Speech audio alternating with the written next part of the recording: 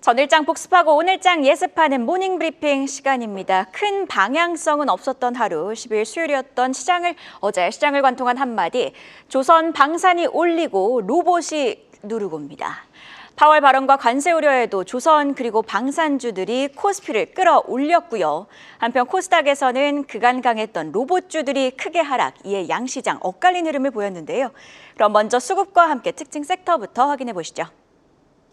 우리 시장 미국 CPI에 대한 경계감으로 관망세 보이며 혼조 마감했습니다.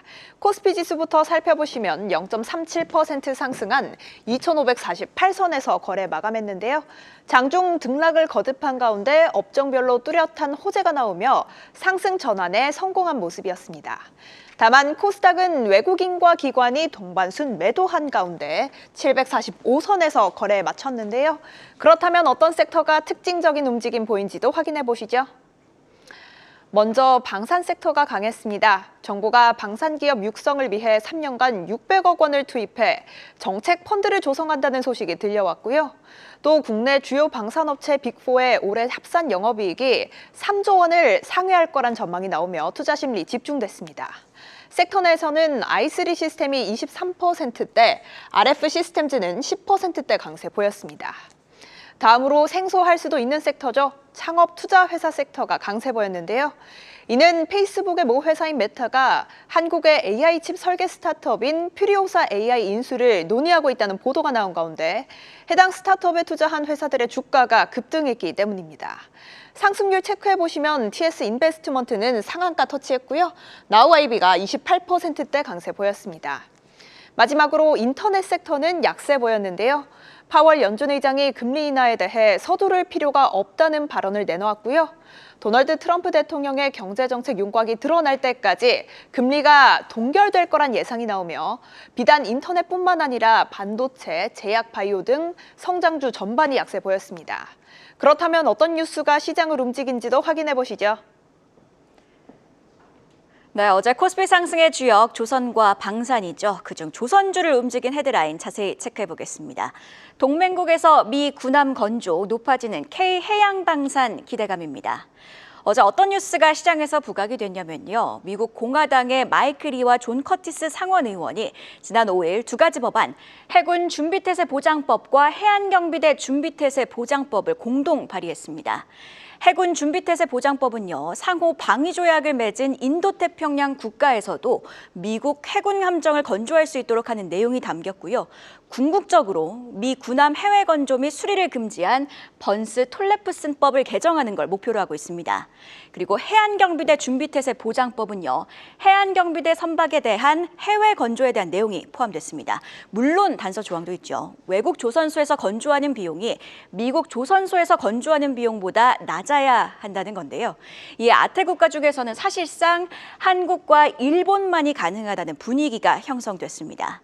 자, 한국 기업들이 가진 상대적 강점은요, 일단 가격 경쟁력이 있다는 거겠죠. LC 현대중공업의 정조 대왕함은요, 미국 이지스함 건조 비용의 절반 수준이고요. 건조 기간도 3분의 1 수준입니다. 납기도 칼같이 잘 지키는 K조선, 그리고요, 이미 국내 기업들은 미국과의 협력을 위한 사전 준비를 착착 하고 있었습니다. 특히 하나오션은 미 해군 유지 보수, 즉 MRO 사업 2건을 수주했고요. HT 현대중공업도 본격 참전을 예고한 상황입니다. 일각에서는요, MRO와 신조선 건조를 패키지로 제안을 한다면 가격 경쟁력은 더욱 커지지 않겠느냐, 이런 분석도 나오고 있습니다. 일본과 비교했을 땐 생산 능력 그리고 기술력에 있어 우위를 가지고 있기도 한데요. 어쨌든 해당 뉴스는 새로운 시장이 개척될 수 있다는 점에서 큰 의미가 있습니다. 미국 해군은요, 작년 기준 295척인 군함을 2054년까지 390척으로 늘리려 하고 있습니다. 노후 선박 등을 고려하면 30년간 364척을 새로 구매하게 될 예정인데요. 비용으로 환산하게 되면 향후 30년 동안 1조 600조 원에 달하는 새로운 시장이 열리게 되는 겁니다. 자, 그리고 조선주는요, 관세 무풍지대라는 점에서도 장점이 있습니다. KB증권의 분석에 따르면 미국이 조선 관세 부과로 엮는 실익은 없고 한국 외에는 다른 대안도 없다고 평가를 했습니다. 이에 관세 영향은 없을 것이라고 전망을 하기도 했는데요. 이런 분위기는 어제 조선주 초강세에 영향을 줬습니다. 결국 중요한 건 주가죠. K조선의 쾌속순항의 증권가에선 조선 빅3의 목표가를 올려잡고 있었는데요. 증권사 평균 목표 주가 삼성중공업은 한 달 전에 15,000원대에서 17,000원으로 올라왔고요. 하나오션은 4만 원대에서 6만 원대로, 그리고 HD 현대중공업은 28만 원에서 35만 4천 원대로 올라왔습니다. 그런데 좀 걸리는 건요. 하나오션 어제 종가가 72,900원, 이미 평균 목표가를 뛰어넘었습니다. HD 현대중공업은요. 어제 35만 3천 원에 마감하며 평균 목표가에 바짝 다가왔습니다. 어제 하루 만에 주가가 크게 올랐기에 언제든 조정이 나올 수 있다는 점은 꼭 염두를 해야 되겠고요. 현 시점 조선주 전략은 어떻게 세워야 할지 이슈앤 전략을 통해 점검해 보시죠.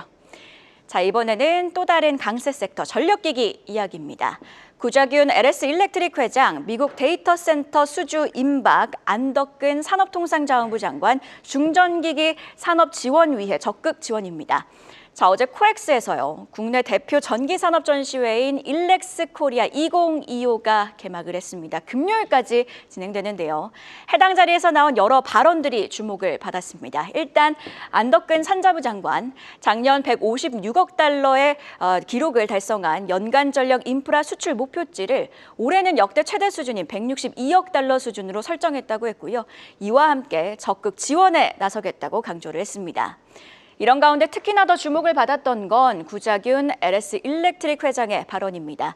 전기 산업이 초 슈퍼사이클을 맞았다고 했고요. 또 LS 일렉트릭은요, 계약상 누군지는 밝히지 못하나 미국 빅테크 기업과 데이터 센터 프로젝트 논의를 하고 있다고 했습니다. 관세 정책은 오히려 기회가 될 수도 있다, 이렇게 발언을 했는데요. 관세 영향에 여러 산업 내 기업들이 미국 공장 건설을 하려 하고 있고, 이렇게 되면 전력 수요는 더욱 폭발적으로 늘어날 것이라고 진단을 했습니다. 해당 소식에 어제 LS 일렉트릭은 급등합니다. 자, 딥시크의 등장으로 AI 인프라 투자가 위축되는 것 아니냐는 우려가 있었지만 최근 각국의 움직임을 보면 전혀 그게 아니죠. 프랑스는요, 163조 원을 투자한다고 했고요. 블룸버그는 사우디아라비아가 네옴시티 내 데이터 센터 건설을 위해 7조 2천억 원의 투자를 유치했고 2028년 가동을 목표로 추진 중이라고 보도를 했습니다. 물론 네옴시티 자체가 자금난을 겪고 있어 네옴시티 실현 가능성은 미지수지만요. 어쨌든 이런 글로벌 움직임 자체는 전력기기 호황이 더 지속될 거란 걸 시사하고 있지 않나 싶습니다. 앞으로 K전력기기의 글로벌 확장 더욱더 함께 기대해 보시죠. 그럼 어제 장 마감 이후에 나온 공시와 일정 체크해 볼까요? 장 마감 이후에 나온 공시부터 체크해 보겠습니다. 우선 디스플레이용 소재 전문 기업 덕산 네오룩스는 지난해 영업이익 524억 원을 기록했다고 공시했습니다. 이는 전년 대비 59% 증가한 수치인데요. 해당 소식에 덕산 네오룩스 시간에서 3.1% 강세 보였습니다. 다음으로 콘텐츠 투자 배급 전문 기업 KT알파는 지난해 영업이익 256억 원을 기록했다고 공시했습니다. 이는 전년 대비 무려 100% 증가한 수치인데요. 호실적에 힘입어 KT알파 시간외에서 상한가 기록했습니다. 오늘 시초가도 주목해봐야겠습니다. 한편 게임사 웹젠은 지난해 영업이익이 전년 대비 9.3% 증가한 545억 원을 기록했습니다. 또 보통주 1주당 300원을 현금 배당하기로 결정했는데요. 이에 더해 보통주 35만 주를 소각한다는 소식까지 들려오며 시간외에서 3.54% 상승했습니다. 마지막으로 오늘의 주요 일정도 확인해 보겠습니다. 먼저 미국에서는 1월 생산자 물가지수 PPI가 발표됩니다. 어제 발표된 CPI는 예상치를 크게 웃돌며 연율 3%를 기록했는데요. 연준이 다음 달 회의에서 금리를 동결할 거란 주장이 더더욱 힘을 얻은 가운데 PPI 또한 인플레이션 압력이 여전함을 시사할지 체크해 봐야겠습니다. 지수 발표는 우리 시간으로 오후 10시 30분에 진행될 예정인 점 참고해 보시죠. 다음으로 KT와 카카오, 두산 로보틱스는 실적을 발표합니다. 이외 한국금융지주, 휴젤, 클래시스, 컴투스 등도 실적을 발표하는데요. 오늘은 어떤 기업이 깜짝 실적으로 시장의 주목을 받게 될까요? 한국경제TV 시청자분들이 보유한 바로 그 종목이길 응원해 보겠습니다. 마지막으로 한방 및 의료기기 전문기업 동방메디컬은 오늘 코스닥 시장에 입성합니다. 공모가를 희망밴드 상단인 1,500원에 확정한 가운데 청약 경쟁률은 106대 1을 기록한 바 있는데요. 어제 상장한 새내기주 IST는 97% 상승 마감했는데 동방메디컬도 함께 좋은 성적 보여줄 수 있을지 지켜보시죠. 이렇게 공시와 일정까지 확인해 봤는데요. 관련 전망 이어지는 분석에서 더 자세히 알아보시죠. 계속해서 다양한 경제 이슈를 알고 싶다면 구독과 좋아요, 알림 설정 부탁드립니다. AI 캐스터 권미정이었습니다.